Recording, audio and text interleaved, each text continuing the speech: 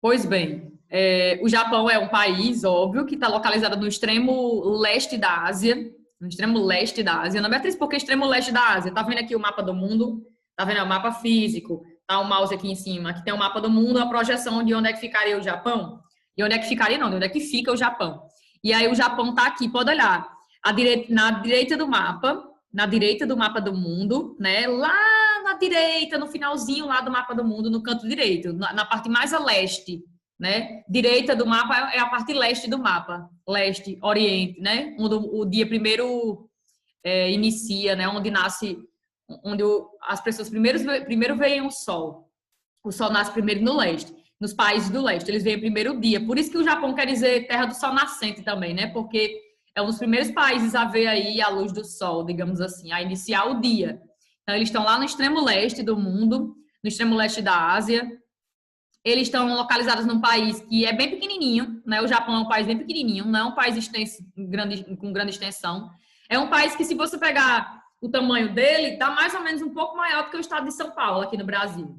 O Japão, ele é um pouco maior do que o estado de São Paulo, certo? É um território pequeno, mas tem uma grande população, né? Tem uma das maiores populações do mundo, que hoje enfrentam um sério problema. Há alguns anos eles vêm enfrentando alguns problemas relacionados à população, que a gente vai discutir nesse tema aí já, nesse e no outro. Que é o baixo crescimento populacional que eles vêm enfrentando e o envelhecimento progressivo da população, que está ocasionando sérios riscos, principalmente em relação à economia do país. Mas eles ainda são uma grande população, certo? Um país bem pequenininho, tem uma população de mais de 120 milhões de pessoas. Então, olha, é um pouco maior do que o estado de São Paulo só, e tem mais de 120 milhões de pessoas. Então, é muita coisa, né? É por isso que a gente vai ver que em alguns locais aqui do Japão, a densidade demográfica, ou seja, a quantidade de pessoas por quilômetro quadrado, vai ser bem elevada. Sobretudo nessas áreas aqui de planícies, nas áreas de planícies, nas áreas mais baixas do território. O Japão é um país que, do ponto de vista físico, ele quase 80% dele, quase 80% do Japão é constituído por montanhas. Repare que nesse mapinha físico aqui, quanto mais forte a cor, ou seja, quanto mais próximo aí do marrom, né? Quanto mais próximo do marrom, indica que a área é mais elevada, ela é mais alta. Quase 80%, basicamente, do Japão é constituído por montanhas, certo? Cerca de 80% montanhas. Então, a gente sabe que montanha não é um tipo de relevo que permite, não é que permite, mas tipo, que dificulta a ocupação humana, né? E não é um tipo de relevo que as pessoas, né, buscam para morar, porque tem certas dificuldades, por exemplo, em relação à fixação do homem, à agricultura, à sobrevivência naquele local, naquele tipo de relevo. Então, grande parte do relevo do Japão é um relevo montanhoso, e isso dificulta a ocupação humana no território. Mas 15% do Japão é constituído por áreas de planícies, que são áreas com tipo de relevo mais baixo, né, e plano, já ali bem próximo do nível do mar. Porque geralmente as áreas de planícies dentro do Japão se localizam nessa faixa litorânea, certo? Então as áreas mais ocupadas do território do Japão são essas áreas de planície, que só constituem 15% do território. Outra coisa bem interessante sobre o Japão, eu não sei se vocês já sabem, o Japão é um país formado por cerca de 4.000 ilhas. O Japão é um país formado por cerca de 4.000 ilhas. É um conjunto de ilhas do Japão, certo? Você olha assim, corre bem bonitinho nesse mapa, mas aqui é um bocado de ilha. Tem um bocado de ilha aí, cerca de 4.000. Mas dessas 4.000 ilhas, tem 4 que são muito importantes. Tem 4 ilhas no Japão que elas 4 reunidas englobam mais ou menos 97% do território do Japão. Elas 4, certo? E são as 4 ilhas mais habitadas, onde tem o maior fluxo de pessoas, serviços, mercadorias, mais indústria, mais comércio, enfim.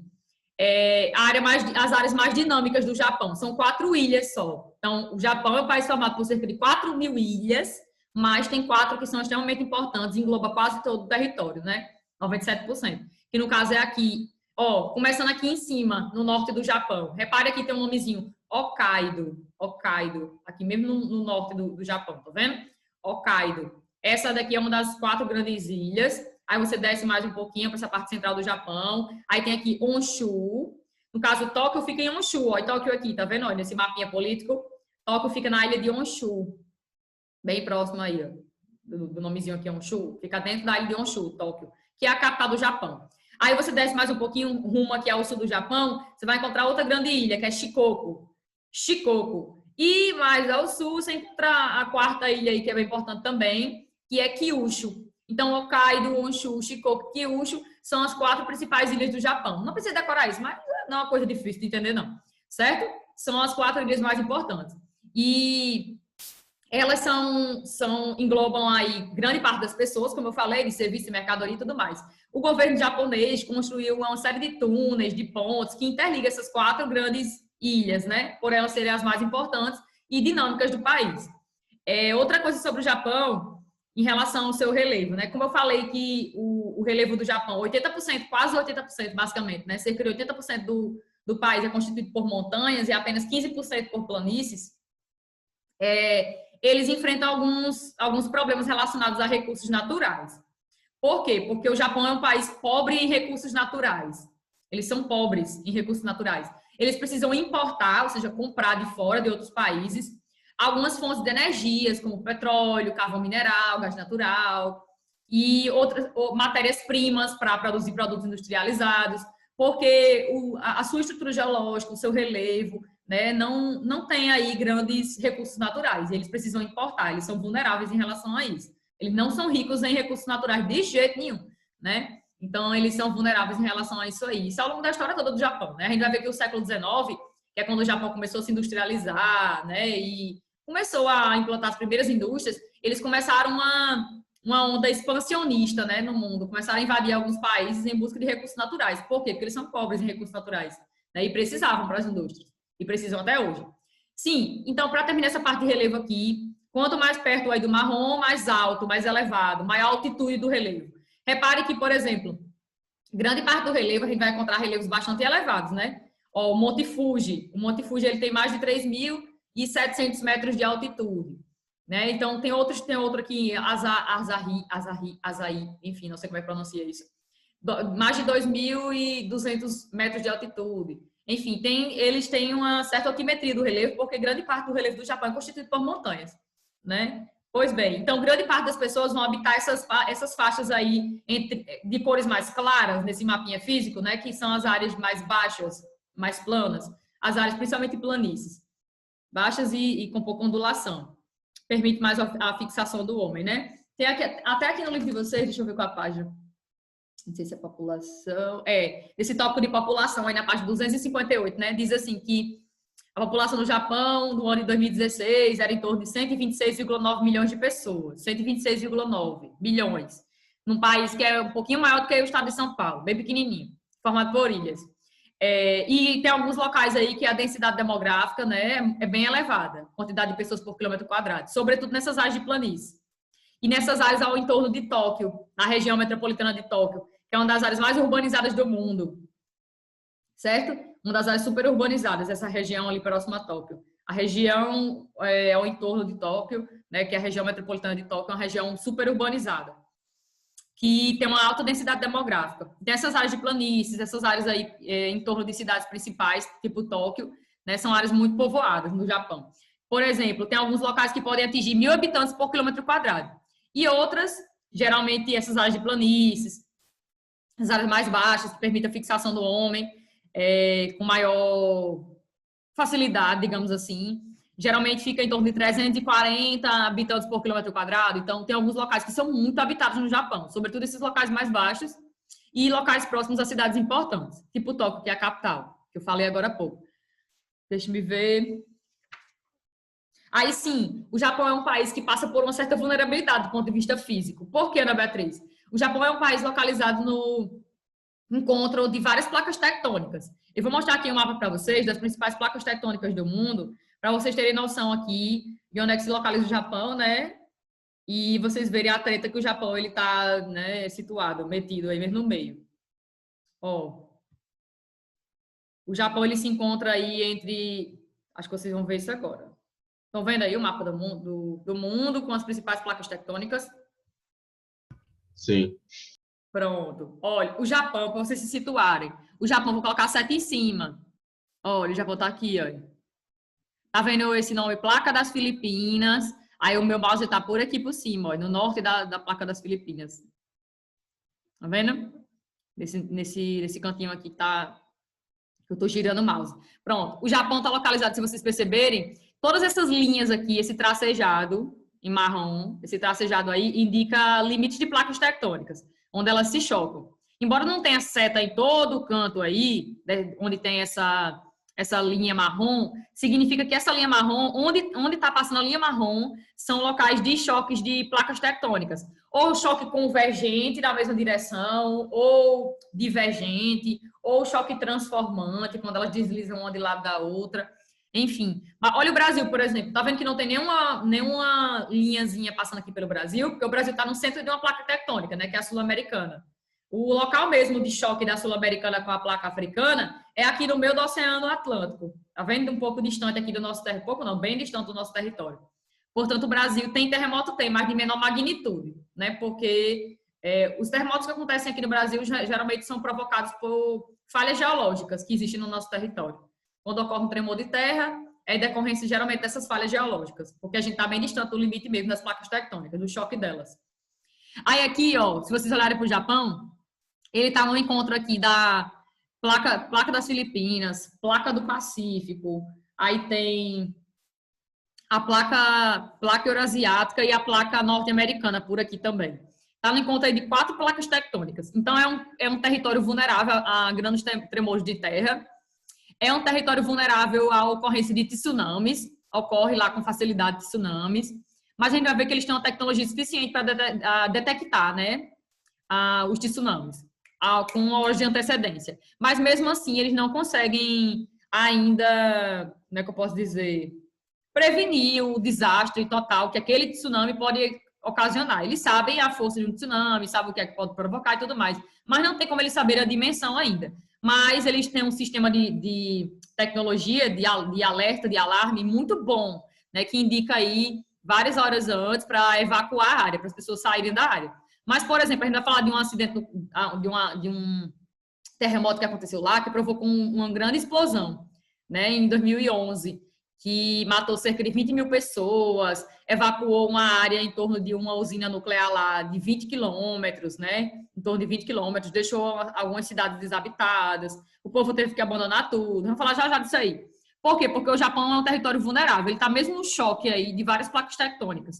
Então, ele é vulnerável a grandes tremores, a tsunamis e atividades vulcânicas também. O Japão, ele fica localizado no Círculo de Fogo do Pacífico. O que é o Círculo de Fogo do Pacífico? É esse aqui, ó. O círculo de fogo é esse aqui. Tá vendo? Por que é chamado de círculo de fogo, Ana Beatriz? Por que fogo? Porque é uma área muito instável tectonicamente. Tanto para a questão do fogo, por causa da questão do vulcão, né? De vulcões. Ó, cada pontinho desse aqui, amarelo, indica aí atividades vulcânicas. Por isso que é o círculo de fogo do Pacífico. E realmente forma um círculo no mapa do mundo, tá vendo? Ó, pegando aqui um pouco da Oceania, aí pega aqui boa parte da Ásia, dessa costa aqui leste da Ásia, inclusive o Japão, né, que está aqui. Aí pega aqui um pouquinho da América do Norte, América Central e América do Sul. Aqui não, onde fica a Cordilheira dos Andes, ó, nessa parte oeste da América do Sul. Então, toda essa área aqui, a maior placa tectônica do mundo é a placa do Pacífico. E essa área, a área mais ativa tectonicamente do mundo, que mais ocorre terremotos, atividade vulcânica, tsunamis, é exatamente essa daqui, o Círculo de Fogo do Pacífico. E o Japão está localizado no Círculo de Fogo do Pacífico, né? Se vocês olharem aqui nesse outro mapa, faz realmente um círculo. Junta isso aqui com esse outro lado aqui, que vai fazer um círculo. Por isso que é chamado de círculo de fogo por causa da atividade vulcânica, né? Então, assim, e é por isso também que o relevo do Japão é um relevo montanhoso, né? Porque para se formarem montanhas é necessário que haja aí o encontro de placas tectônicas para se formar montanhas. Pois bem, é por isso que quase 80%, cerca de 80% do território do Japão é constituído por montanhas. E aí, como eu falei, é um país que é vulnerável a grandes tremores. Em 2011, como eu estava falando, aconteceu um grande tremor de terra lá, que atingiu a usina nuclear de Fukushima, que fica numa região chamada Fukushima, no Japão, que fica no nordeste do Japão, naquela parte mais ao norte, onde está Hokkaido. A ilha de Hokkaido é mais importante. Deixa eu mostrar aqui, eu peguei um esquema.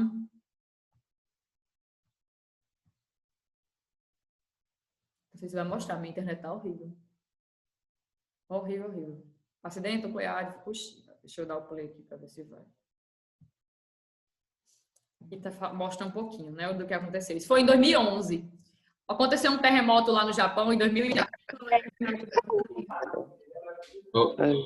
Oi. Voltou aí? Voltou. Voltou? Pronto. Eu percebi que eu fui travada aqui meia hora. Aí, olha, em 2011 aconteceu um terremoto lá no Nordeste que atingiu o Nordeste do Japão de 9,1 na escala Richter. A escala Richter é a escala que mede a magnitude dos terremotos, né? Que vai dos tremores de terra, que vai até 10. A escala Richter só vai até 10, mas nenhum terremoto no mundo foi até 10. Mas já ocorreram grandes tremores de terra, tipo 9,1, 9,2, 9,3, já aconteceram. Mas esse lá do Japão foi de 9,1. 9,1. 9,1 tem um poder de destruição gigantesco. Mas, como a gente vai ver, o Japão é um país adaptado a essas condições. Vou falar já disso. Eles, ao longo do tempo, como estão localizados nessa área aí de grande atividade tectônica, eles meio que já são precavidos em relação a isso, mas eles não têm como ainda prever o dano que aquilo ali pode causar. Eles não 100%, eles não têm como prever isso aí. Pois bem, em 2011 aconteceu um grande tremor de terra próximo ao Japão e atingiu o Nordeste, como eu falei.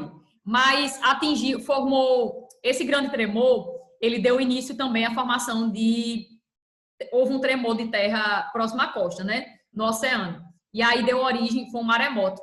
Aí deu origem a tsunami, né? Aquelas ondas gigantes. Um tsunami não é só uma onda, são ondas gigantes que atingem uma velocidade gigantesca, principalmente se estiver próximo à costa, né? E aí o que aconteceu? Esse tsunami, ele chegou até uma usina nuclear da região de Fukushima, que é chamada de Usina Nuclear de Fukushima. Essa usina nuclear, ela tem 6 reatores nucleares. 6 reatores nucleares.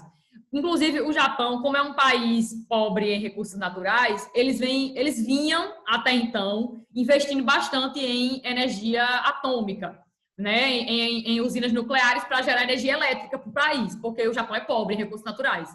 Ele tem que comprar muito petróleo, muito carvão para gerar energia elétrica.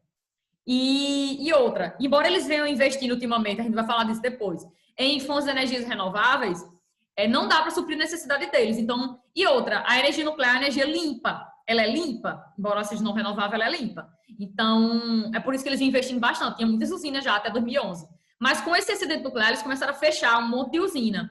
Né? Um monte de usina porque houve uma série de protestos no país. A galera, não, isso é muito perigoso, pode matar, se acontecer alguma coisa e tal.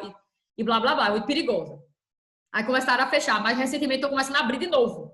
Tá uma polêmica muito grande. Porque o preço da energia elétrica, eles começaram a gastar muito mais depois disso aqui, né? Depois que eles começaram a fechar as usinas, começaram a gastar muito mais com energia, porque começaram a comprar muitas fontes de energias não renováveis para gerar energia elétrica para o país. Então, aumentou a conta de energia de todo mundo.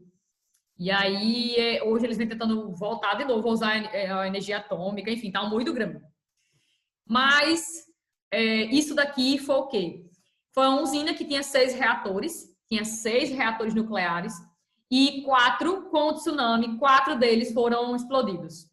Liberou uma onda de radiação gigantesca, tiveram que evacuar a área com maior velocidade, né, possível. Cerca de 20 mil pessoas morreram. Evacuaram a área em torno da usina, em torno de 20 quilômetros, né, dela, e as pessoas tiveram que abandonar suas casas. Não restou nada delas, tipo, elas tiveram que sair da casa sem nada. Quando saíram, tiveram que tirar até roupa, certo? Tiveram que tirar tudo. Abandonaram tudo. O local próximo à usina é um local que é como se fosse uma cidade fantasma mesmo, não tem ninguém. O governo do Japão vem construindo, eu vou mostrar aqui já nesse esquema. Deixa eu ver se eu consigo descer. Vem construindo uns tubos de gelo para que a radiação não chegue até a água subterrânea. Acidente nuclear de Fukushima. Em 2011, o maior terremoto da história do Japão deu origem a um tsunami que atingiu o litoral nordeste do arquipélago. No caminho das ondas gigantes estava a central nuclear de Fukushima 1, que teve 4 de seus 6 reatores explodidos, gerando vazamento radioativo e repercussões ambientais, econômicas e sociais que perduram até hoje no Japão. Aqui fala um pouquinho da formação de um tsunami. É necessário que haja um maremoto, um tremor de terra no oceano, né, para se formar as grandes ondas. Embaixo d'água. As cidades mais destruídas pela força das águas foram as localizadas nas províncias de Fukushima, Iwate e Miyagi, no nordeste do país. Né? Atingiu principalmente o nordeste. O tsunami deixou quase 20 mil mortos e desaparecidos, quase, ocasionando a pior tragédia do Japão desde a Segunda Guerra Mundial. Lembra de Hiroshima e Nagasaki? Pois bem, essa foi a segunda... depois da Segunda Guerra Mundial, foi aí o período de mais sofrimento para o Japão, até então. Agricultura sob risco. O tsunami, ele atingiu também áreas de agricultura. Olha aí, eu acho que tem uma imagem aqui. Não, peraí, não deu certo não. Minha internet tá ótima. Benza a Deus, como ela tá boa. Oh, Jesus. Vou ter que ligar. Peraí que eu dei um play aqui. Atualizei a página. Para ver se vai.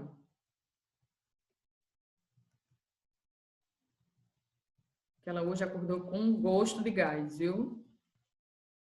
Com tudo, minha filha.